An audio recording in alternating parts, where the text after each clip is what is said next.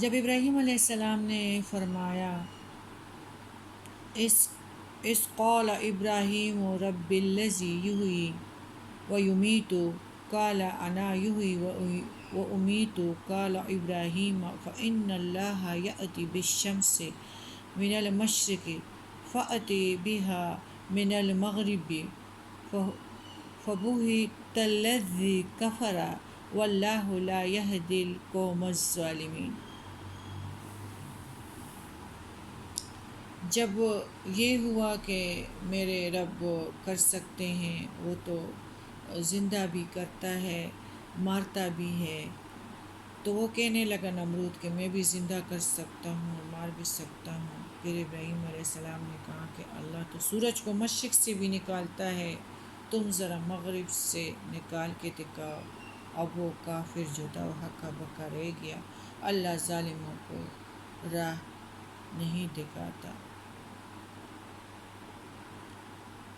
دربار میں جب حضرت ابراہیم کی پیشی ہوئی اور بحث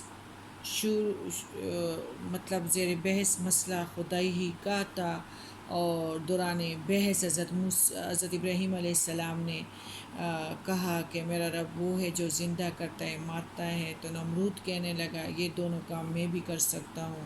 اس نے ایک بے قصور آدمی کو قتل کر دیا اور ایک ایسے قیدی جسے سزائے موت ہو چکی تھی اسے آزاد کر دیا۔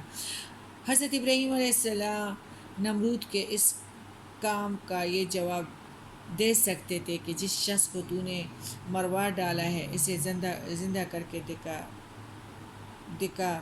لیکن نہیں، ہمارے حضرت ابراہیم علیہ السلام نے اس میدان کو چھوڑ دیا اور ربوبیت کے میدان میں آ گئے اور کہا کہ میرا رب سورج کو مشرق سے نکالتا ہے۔ ہم نے آگے پھر سے بھی پڑھا نا کہ عزیر علیہ السلام کو دوبارہ سے زندہ کیا، اور اس کے اللہ تعالیٰ نے اس کے جو گھدا تھا اس ہڈیاں بن چکی تھی، ڈانچے کو پھر حرکت ملی۔ تو اللہ تعالیٰ تو یہ کام کر سکتے نا، کہاں کے آتے ہیں خدا۔ تو ادھر جو ہے اس نے بے گناہ کو قتل کیا، لیکن ہمارے حضرت ابراہیم علیہ السلام نے فرمایا چلو میرا رب تو سورج کو مشرق سے نکالتا ہے، تو اسے ذرا مغرب سے نکال کے دکھا۔ نمرود یہ سمجھتا تھا کہ کائنات کے نظام میں میرا کوئی دخل اور اختیار نہیں۔ وہ فوراً لاجواب ہو گیا۔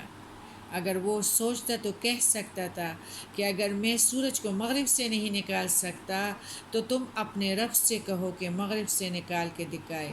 اس صورت میں اللہ تعالیٰ بالکل، لیکن ان کو یہ ایمان ہے کہ یہ کائنات کا سارا سسٹم جو ہے وہ اللہ ہی کر سکتا ہے، اللہ ہی چلاتا ہے، اور خاموش اختیار کی اس نے، اور حیرانگی کے اس بنا پہ اس نے کوئی مطلب وضاحت نہیں دی۔